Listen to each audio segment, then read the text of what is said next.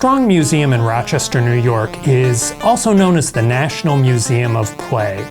More than 500,000 objects are here. My name is Chris Bench. I'm Vice President for Collections at the museum and its Chief Curator. Our collections are divided by category, and here are some of the people who are responsible for them. Nicholas Ricketts is Curator of Board Games. In our collection, we have around 10,000 board games, and it parallels essentially American history since the Revolution. When you think in terms of games, they all tend to represent the eras in which they were created. It's a different way of getting into the mindset of people who lived 100 years ago. There's Michelle Parnett-Dwyer, Curator of Dolls. In this collection, we have more than 15,000 dolls, and it spans from the 18th century to present day. Dolls are special because of the way that we connect with them. We project ourselves, our hobbies, our interests, our values towards others.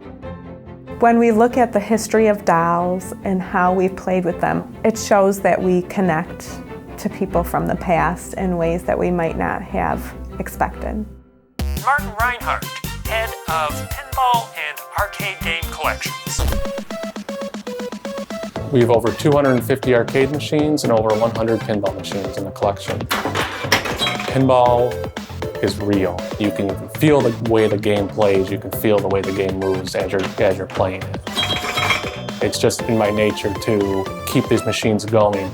They were made to last 5 years in a commercial environment, and the fact that we have games that are 30, 40, 50, 60 years old is amazing to me. So I'm curator responsible for general toys, things like action figures and yo-yos. This collection has more than 70,000 objects. Toys always reflect what's going on in the world around them. When it's economic boom times, construction toys are big. When the US is at war, we see all sorts of military and war toys. The toy collection is a wonderful example of how times have changed and people have changed over the years.